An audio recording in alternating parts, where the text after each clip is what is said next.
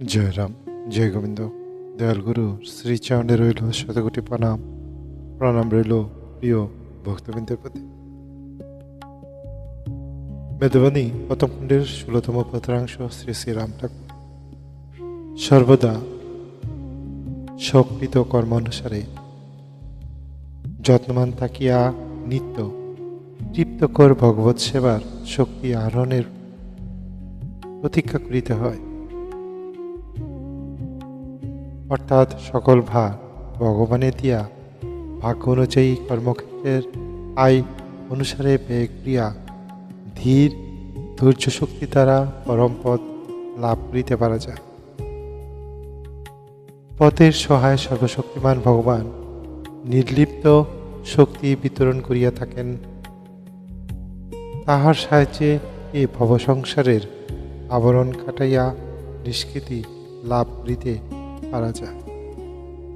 জয় রাম, জয় গোবিন্দ। বেদবাণী প্রথম খণ্ডে ১৬তম পত্রাংশ। শ্রী শ্রীরাম ঠাকুর গুরুভ্রাতা গুরুভগ্ন এবং সবাই, আপনাদের প্রতি বিশেষ অনুরোধ রইল আমাদের এই চ্যানেলটি লাইক, শেয়ার ও সাবস্ক্রাইব করবেন এবং আপনার মহামূল্যবান মতামত কমেন্ট বক্সে জানাবেন।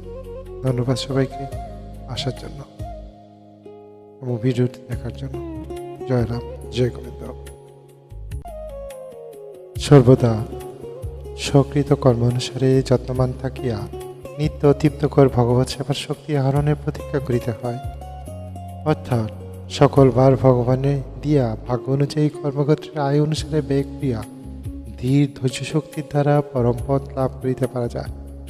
পথের সহায় সর্বশক্তিমান ভগবান নির্লিপ্ত শক্তি বিতরণ করিয়া থাকেন। তার সাহায্যে এই ভবসংসারের আবরণ কাটাইয়া নিষ্কৃতি লাভ করিতে পারা যায়। জয় রাম, জয় গোবিন্দ। বেদবাণী প্রথম খণ্ডে ১৬তম পত্রাংশ। শ্রী শ্রীরাম ঠাকুর সর্বদা সকৃত কর্ম অনুসারে যত্নবান থাকিয়া নিত্য তৃপ্তকর ভগবৎ সেবার শক্তি আহরণের প্রতীক্ষা করিতে হয়।